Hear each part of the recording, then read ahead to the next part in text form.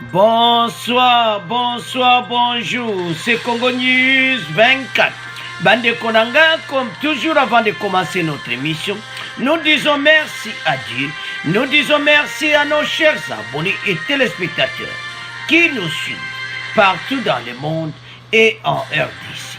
Bande Konanga, soyez les bienvenus. À la une, 20e anniversaire du PPRD Bande Konanga. Quel bilan après 20 ans? Boyoka Bande Konanga. Alors, tout développons ensemble. Deuxième point chez les téléspectateurs. Et Yindi Bandeko. Boyoka, message à Kodeko na gouvernement. Bandeko, pobatika batata se force. Pobatika binduki. Bayebisi sikoyo. Sango akutana na bango. Bayebisi sango ba condition na bango. Bokoyoka, catholique Bandeko na ngai. Et puis catholique va ça qui marche pour la paix. Alors, tous à la connecter. Peut-être développons ensemble. Troisième point chez les téléspectateurs. Message du secrétaire général des Nations Unies Guterres sur M23. Bande Kotoko Yokai sur Makamondege Lekakindege hélicoptère Nabango et Koyaki. Alors, Bogoyoka message. Peut-être développons ensemble. Quatrième point Bande Konangai. Réaction des JOC sur la situation sécuritaire à l'Est.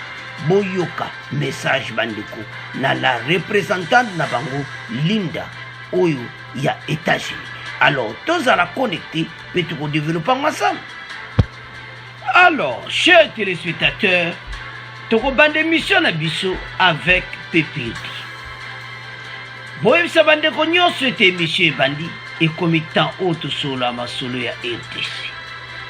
20e anniversaire de PPD. Quel bilan après 20 ans? Boyoka oyo PPRD balubi. Mandeko avant même toke na muzindu. PPRD baye tout autour à Joseph Kabila en marge de son 20e anniversaire. Pour fêter anniversaire wana. Et puis bongsi makambo ebele bandeko nanga boko yoka na émission. Wana toujours développant au malais. Les PPRD répandent son avenir autour de Joseph Kabila, en marche de son 20e anniversaire. Le Parti du peuple pour la reconstruction et la démocratie a célébré son 20e anniversaire d'existence. C'est 31 mars 2022.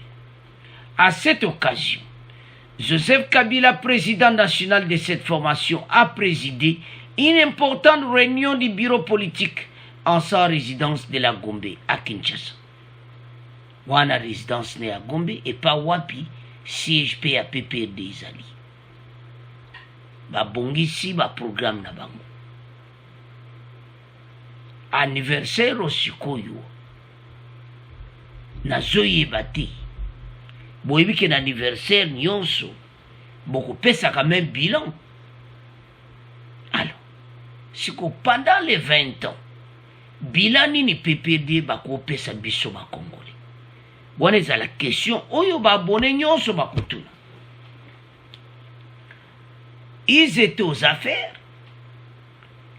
Pays est comme qui un niveau moko impossible.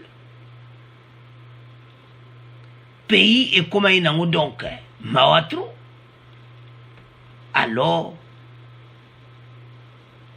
et loko nini bakoko tika oyo tokomona ke voilà PPRD était au pouvoir tala basale loko boy tala basale loko boy parce que tokomona on a basine de banzela et tout ça mais pays et c'est donc effondrement donc oyo kaka mawatro tambo fêté boy et c'est bien. Mais et pas les Congolais, se souvenir ni les Congolais bakuzana.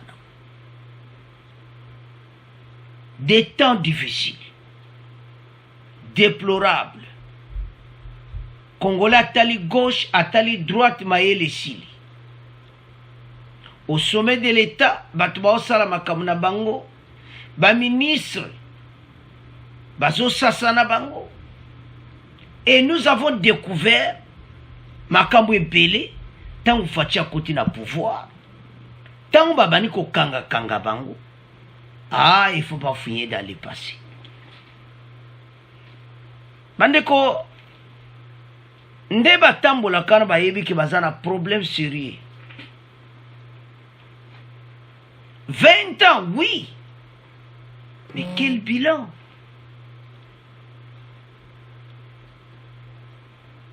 Lelo bogotia libaya na bino wana PPRD, voilà bon. FCC, PPRD. Congolais au monango azaka image moko. Biso bata presse par exemple. O mekika aboyale mbala moko zingondo. Do ba station moko difficile auto le kakana. So to comparer 20 ans wana. To conduire ce qu'on fachi banda 2019. Tililo. Beaucoup monde a quand même que moi ba si mon boy pas fachi malgré eza ngote to lo bakio eza nyonso ok non. Tout le monde a moins effort mon boy côté fachi baza ko sala que bango batika ko sala vraiment. Ya on a eu ça bate belé. Il faut pas donner la faute au ex-président Kabila Yimoko. Entourage union soit ce sont des docteurs, des professeurs, bazaï ko sala ni pona ko aider ex-président Joseph Kabila. Au monde il n'y avait rien. Et ça le kola qui baza aux alentours ya ex-président de la République bango bazo sala pe ba cop na bango. Donc on s'en fout. Pour le moment ebika so makambo fort na ngo eza na ngo bisote bato ba ko tala kaka ex-président Kabila et tout ça. Alors que bango bazaki wana peuple congolais tient motema na PPRD. 20 ans après, ba congolais va se retrouver dans mystique. Dans le rôle ndo to me ato awa. Oh, mboke komi boy do mboka do mawatro. Misère kutu koloba kututi. Bota la liberté de la presse. Ndenge créer ba emploi. Na ndenge mabete bandeko. Bandeko yo ba na kin et bele ba ziba boulot pour na YouTube. Baza libre ba sa musana ba. Vous vous souvenez? Parfois, beaucoup de Tongo, il n'y a pas de internet exact, bakati, bakamwebele. Mais les lois, il y a tout internet est partout. Alors, le Parti du peuple pour la reconstruction et la démocratie a célébré son 20e anniversaire d'existence. C'est 31 mars 2022. À cette occasion, Joseph Kabila, président national de cette formation, a présidé une importante réunion au bureau politique à sa résidence de la Gombe à Kinshasa. Pour ce faire, le bureau politique du PPRD a fait un état de lieux sans complaisance à l'évolution du parti et a repensé son avenir autour du sénateur à vie Joseph Kabila. Donc, aux alentours naïba moniki yé a continué kaka leader na bando confiance, renouvellement de confiance et tout ça. Dans la foulée, l'ex-parti présidentiel devenu première force de l'opposition politique à RDC a annoncé la tenue de son congrès au mois de mai 2022. Bazana congrès na mois de mai. Ce qu'on a congrès wana bakolo makambo ba élection bakolo bandeni basangane na ESID, si je comprends bien, bloc patriotique. Donc toujours c'est la congrès to yeba nini ba bongisi pour na 2022 candidat na bango kozala nani ko diriger parti pour le moment nan ba éviter nani akozala candidat na bango. Est-ce que Baozana candidat moko avec ici de Martin Fayoulou? Point d'interrogation. Alors, maintenant, bapesi fête na bango nde bapesi anniversaire na bango balobi nyonso tout bakati gâteau PPRD ya monene nde bozomona et tout ça eleki mais nde na makambo ya boccasion ya boye fallait baprésente biso mpe mwa basouvenir oyo ede biso bacongolais mpona yebi te wana totika yango na bino. C'est à ce point de clôturer première partie, de comment na deuxième partie. Deuxième point. Alors, bande konanga to komi na deuxième point na biso. Message de Kodeko au gouvernement Boyoka Bandeko. Kodeko a lancé message naï. One est la deuxième partie. Première partie, Toyoka. Ndenge nini basalaki marche na bango. Et puis na deuxième partie tokoyoka ba condition oyo Kodeko apesi. Anituri, marche des chrétiens catholiques de Bunia pour exiger la restauration de la paix. Catholique alobi makambo ezowumela. Tika tokota na nzela. Toyebisa ba groupe armé batika minduki. Alors, basali yango bazana besoin de restauration de la paix. Une marche pacifique dénommée Caravane de la paix, selon l'évêque du diocèse catholique de Bunia, Dieudonné Urungi, l'objectif était d'interpeller le gouvernement à assumer sa responsabilité pour imposer la paix à Ituri. Pour ce faire, il a appelé le gouvernement et ses partenaires à redoubler d'efforts pour atteindre cet objectif, mais aussi appeler les groupes armés à cesser les violences contre leurs propres frères. Bandeko Kodeko, violence oyo, eza bandeko na bomo ya Ituri. Il faut batika yango. Pour ce faire, il a appelé le gouvernement et ses partenaires à doubler l'effort. Il n'y a pas eu de mesures pour frapper fort pour que maintenant ça suffise. On ne peut pas tuer les civils gratuitement comme ça. Un civil ne peut pas prendre les armes et commencer à tuer et aucune loi ne permet cela. Le gouvernement doit prendre ses responsabilités en main. Il faut arrêter les tueries, a lancé Monseigneur Dieudonné Urungi. Alors, Monseigneur Abunia Dieudonné, Tokoyokae, Alobi Bandeko. Il appelle notamment les combattants Kodeko à cesser les violences contre leurs propres frères. Cette marche, partie de l'église catholique Nyangasa, a eu comme point de chute les terrains de l'école primaire officielle. Il y a église catholique. Alors, Toyoka Makamonde les gars qui bandeko. Kaka na pont en avant Toyoka. Message wana, ba condition à Kodeko. Bazo pesa ba point moko parce que bango bakangi batata se force. Ndebozo mona bango wana.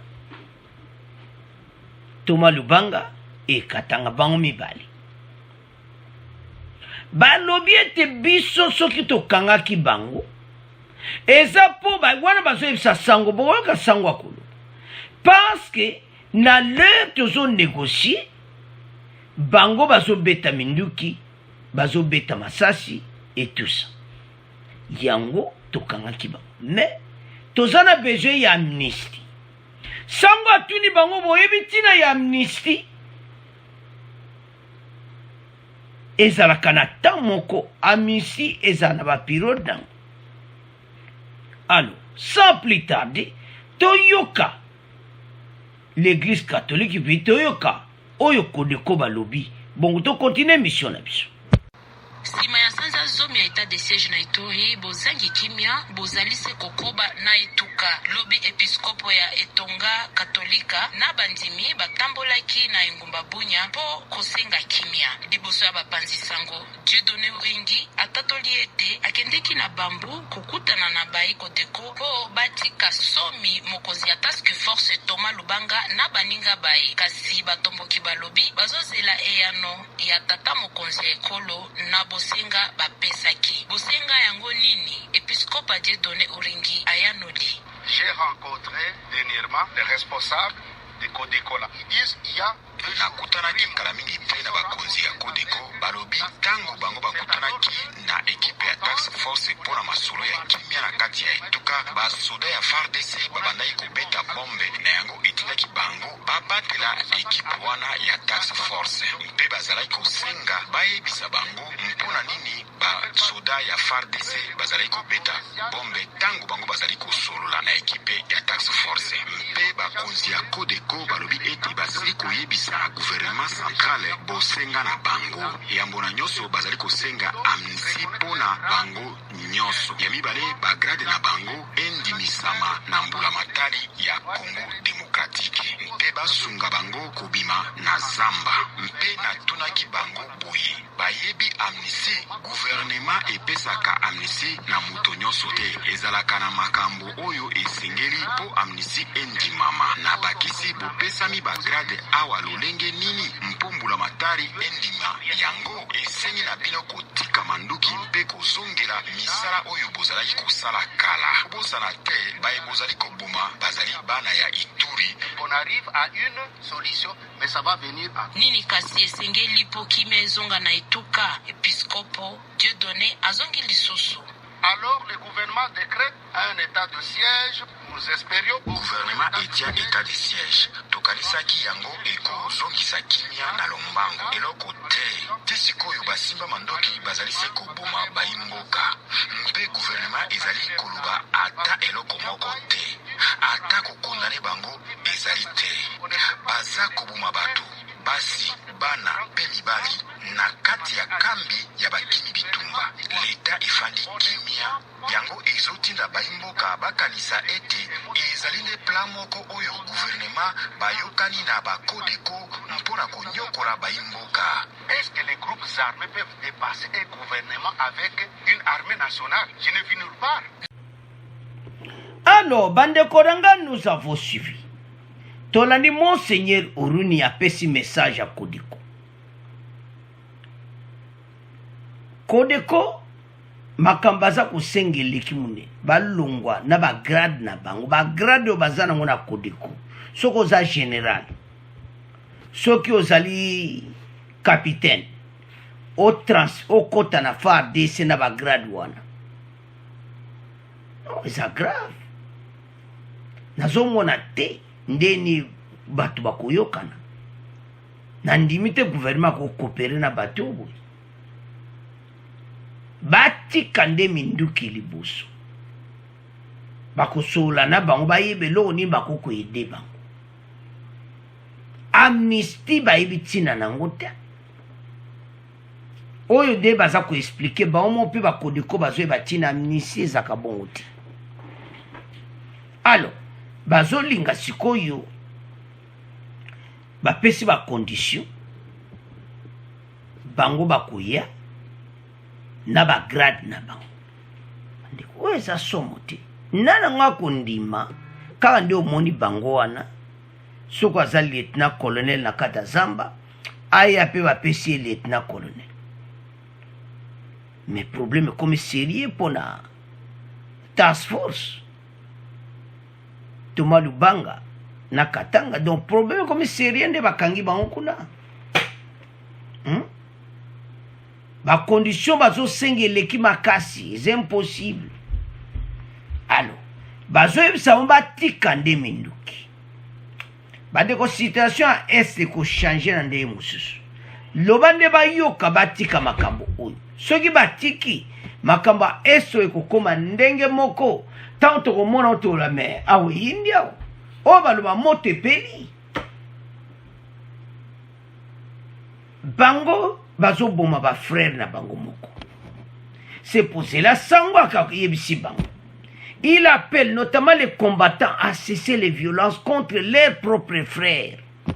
Cette marche, partie de Oba Salaki, Belelaki.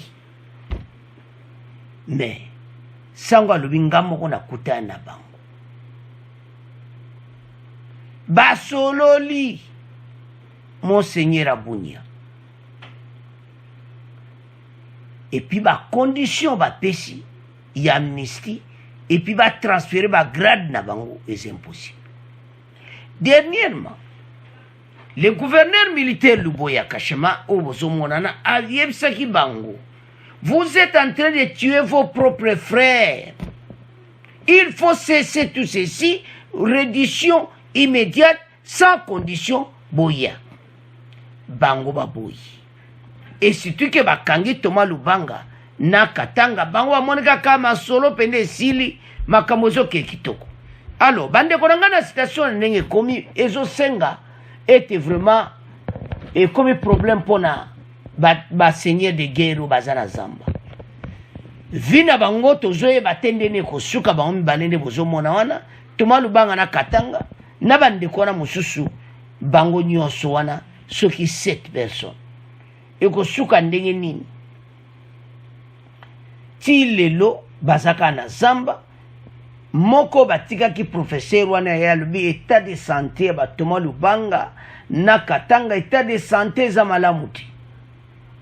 Alors toye batende ne pato okene bango kuna zo pesa ba condition minene ete gouvernement fachiba ndima bango baya na ndenge na ba grade monde wa ute na zamba reddition na bango ezala ndenge wana ba transférer ba grade na bango parce makambo bayokana kina gouvernement liboso ozomona makambo ezebele biloko ebele bandeko lelo bazomemango pa fatie ko créer ba donner des désordres to éviter ndeni to kosala mais tozomona ke comme danger pona ba seigneur de guerre mibale to éviter ndeni ko sukela bango. Alors Kodeko atika binduki makamusu to sola après gouvernement bon négocier na bango lisu boye samoka ki botika minduki bongo après to solo. C'est à ce point tika ngona bino to komo kende na troisième point. Alors, chers téléspectateurs, tout comme la troisième point, le message du secrétaire général des Nations Unies, Guterres sur M23.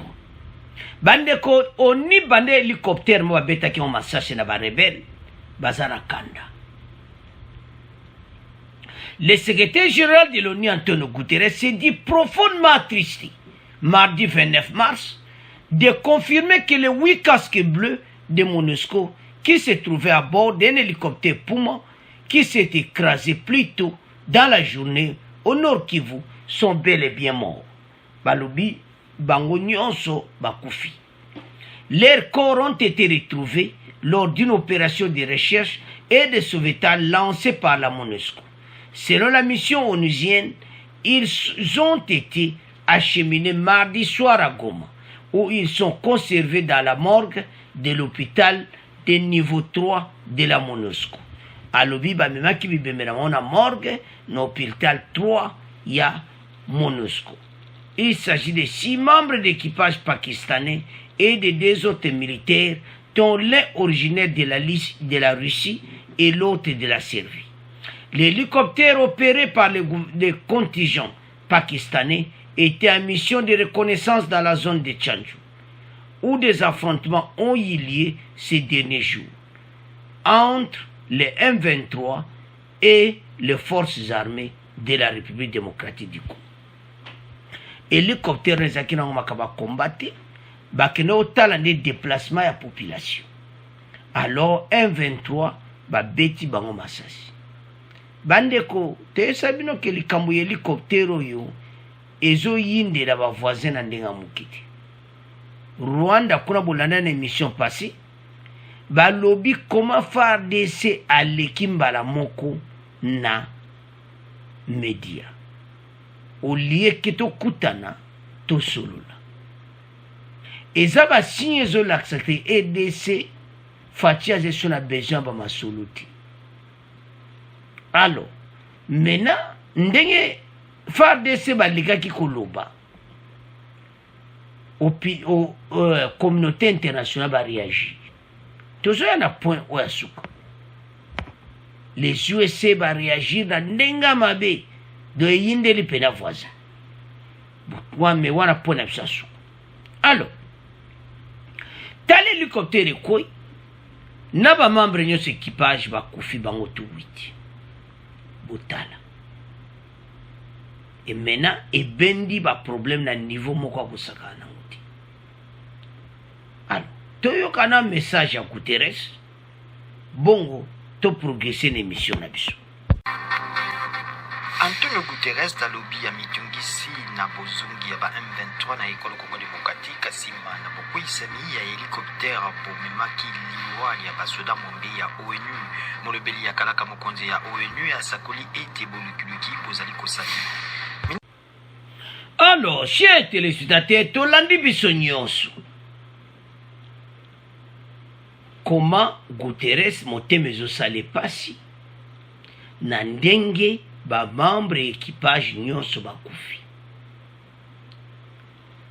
Ba petaki basasi hélicoptère wana ezali na reconnaissance na zone ya Tchanju epai wapi ba M23 babatamaki. Epai wapi quartier général à M23. Epai wapi bitumba ezalaki. Bango bazobunda na se. Nana betaki masasi likolo. Et que les hélicoptères de ezaki ciblé. Maintenant, problème hélicoptère yonde, mutu ezo ya munene. Parce que le Conseil de sécurité de l'ONU bavandaki. Guterres a expliqué ndeto landwa nezo sala epasi na ndenge liwa esalami. Mais na suka so bolandi balobi baza koluka c'est-à-dire enquête bolukiluki do enquête ezo salama. Peuple congolais o azana kuna o na ruchuru ako continue ko souffrir de sumingiti. Likambo ya oni oyo nde ko benda makambo ibiri. ONU bazaki rebeli. Soki bosilisa bagero banda karaboya pendant 20 ans, mbelelo makambo pe ko bogo sibir ba dego boziote. Mbele gero pe esila. Mais bino boye par 20 ans action pena makasi zati. Bolobi ke boyale mpona ko battre la population. So batali pe bo battre la population bazo mona ngo penati.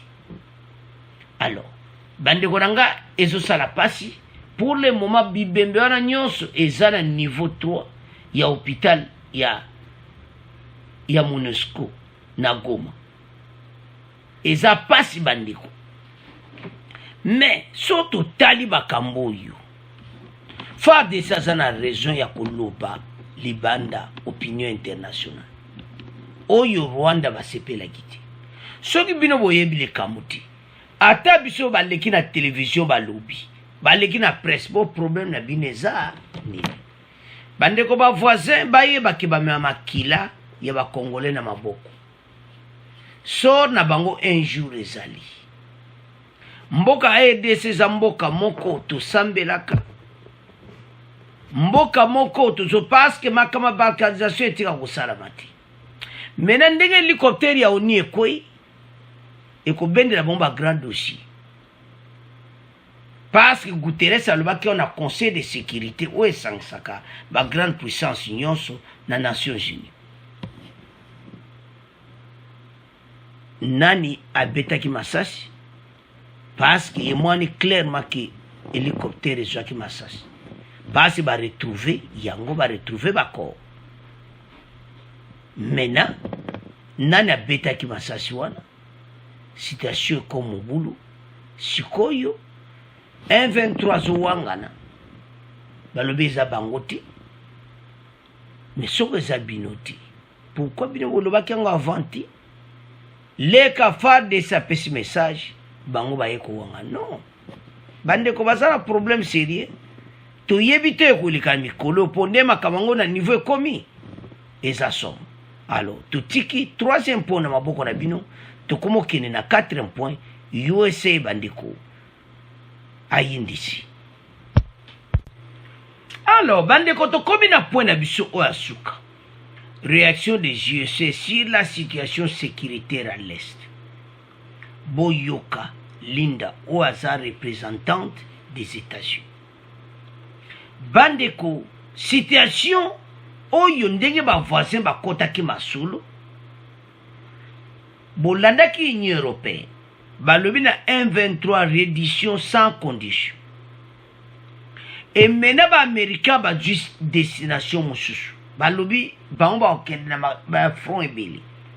Bako kanga na batu nyonso ba coopérer na ba groupe armé ko somba ba or ba diamant tout ça. Ba uta okanga Belge wana metozo ya na pona.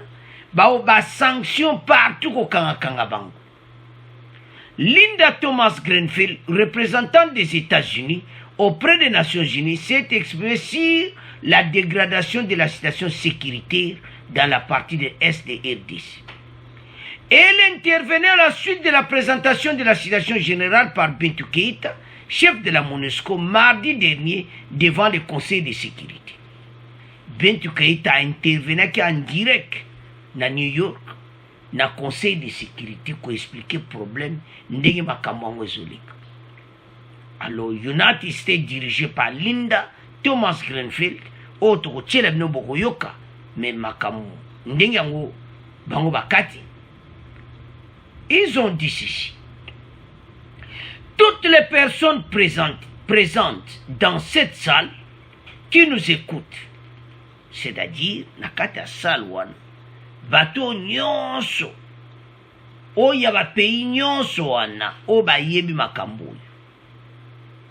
Aujourd'hui savent parfaitement que le trafic illégal des ressources naturelles dans l'est de la RDC et dans les régions transfrontalières alimente et finance directement des activités qui menacent chaque jour la vie des Congolaises et des Congolais.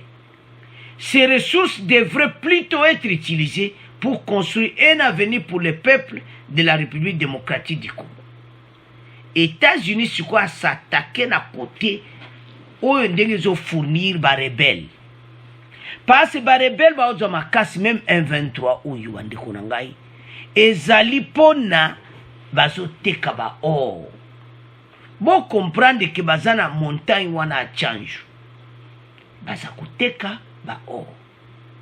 Aou États-Unis zolo ba parti est wana nord Kivu na sud Kivu. Ba moni ba kop nenge zoleka, ba moni ba or nenge zoleka, alo ba bandi ba sanction. Ba lobi ki ba or wana. Il fallait que les Congolais bénéficier de biloko mboka na bango. Mais les rebelles et comme source de financement na bango. Alors, si vous avez un message, il faut makambo yesila. Ba kanga bango ba sanction financière. Toujours to boroyoka na oyo basala ki Belge. Nous sommes préoccupés par la conclusion du rapport du secrétaire général, selon laquelle, dans les régions du Sud Kivu, on constate une présence accrue de groupes armés liés aux groupes criminels régionaux qui orchestrent l'exploitation minière illégale. Nous devons mettre fin à un terme cela. C'est pourquoi nous restons déterminés à travailler avec les États. Ba voisin bazo voma bazana ba kop na bango. Ba or na biso ezo katsa ngambo. Soko tali bango bango lokola to benganani. Bango baza lokola centre place à Masolo. Place oyo yosu ba plan oyo na bien na Rwanda oyo jubilo. Ba américain bazola na mouvement na très bien. Ba petit exemple. Les USA se sont illustrés ces dernières semaines par les sanctions prises à l'encontre d'Alain Gotz et son réseau. Alain Gotz aza belge. Yé ba kop na yé, ya somba ka ba minéré et pas ba groupe armé. Mais il est belge, ba PC ba sanction. Utala. Bande ko ba américain so ba lan ba sala ki Hitler ka boye. Sikoyo ba konko sasa ba groupe tout. Ba yebi ba transaction na bango bande ko trésor américain ba yebi nyonso. Ndenge ba biloko wana tu eleka ka ba yebi na bango. balobi comme tantôt arrêté. Alors, toyoka extrait oyo. Bon, to continue mission na biso. Ya Amerika elobi mitungisi na bokweyisami ya hélicoptère ya MONUSCO misalam ya ONU na ekolo Congo démocratique na Junza na esika ya bitumba na monile ya mboka ntoma ya Amerika na Nations Unies. Linda Thomas Greenfield akunduli ete bumengo bwa ekolo eyindi bumemaka bitumba bi alobi yango lobi na bokutani na bapandisango akunduli ete États-Unis eutaki kopesa etumbu na moi Belgique Alain Godz pona wolo azwaka na bakompani baye na bisika ya bitumba bizali. Linda Thomas Greenfield alobi mboka na yebi Nations Unies ekokoba kopesa maboko na mbulamatari ya ekolo Congo démocratique na bitumba na badongolo meso moko na bakambi ya ONU na ekolo Congo démocratique alobi emonani lokola ete eloko moko ya moto nde etutaki hélicoptère yango mpe ememaki likama kasi mokambi ya communication na MONUSCO ayebisi vio alingala ete esengeli kozela anketi kosalema. Alors tolandi biso nyonso wana babana na likambo ya hélicoptère tokende ka directement na yango apres tozongela makambo ya groupe criminel oyo bazoyiba baresource ya RDC États-Unis azolanda bango balobi esali bango pasi mpe toyebisa bino ke likambo moko ekobenda baproblème ebele. Hélicoptère balobi eza tiré na M23 béton Masasi. Et maintenant M23 bakuti ba Rwandais na kati. Au moins place problème voisin za problème sérieux. Ba Américain balobi eza ba beti Masasi. Tolandi wana exe wana Linda Griffa balobi ke e mwani ke ba beti Masasi bazozela ba enquête nyonso esila. Ya ko sauter pe na makambo boy. Parce que ce mwani clairement que M23 ta beta ki Masasi. M23 bazala ki na ba voisin na kati, ba Rwandais na kati. Eko yinde la bango pe mabe. Bosomo na place situation oyo Rwanda baza agité. Ba lobi me fachi ndenge ni bo même makambo na media. Ba mema na media ti comment. Parce que FARDC akizaki mbala moko ke bango bapetiango Masasi ekwei et puis bako vérifier puis bamoni Masasi si ko FARDC ça a raison et ça qui ciblé et maintenant eyeli bango ngai ou bien par accident bazobeta na bitumba et ju hélicoptère. Kaka problème hélicoptère onde ko silisa masolo wana est ba américain ba konti makambo oyo voisin azana problème sérieux yango ne mute ko memela bon ba problème malgré mikolo bazo lekana ba chienne bele ba hôtel kala chienne ba français ki bazo kosela ba makambo de ba des soldats na baza ba Rwandais te bon mususu ba uto kanga ba Ugandais ba kangi pe un groupe de soldats rwandais. Ozomona bazana problème parce que maintenant il y a des preuves même ba prisonniers. Siko yeloni ba ko sala conseil de sécurité de l'ONU ba ko tinda mutu akene kotala batu. Ba vérifier bango ce qui bazana armée. Bandeki sont même niés. Les deux soldats oyo bakanga ki no mususu bazana ba matricule na ba ya ba Rwanda ba pesa ki nyonso ils ont tout dévoilé parce que bakangi bango baza choisi mais ba fase bazana courage ya kotelema ke bisote mena ba pression zoya liboso to mona kinini Union européenne maintenant les USA balobi aza komitungisa mpo na hélicoptère oyo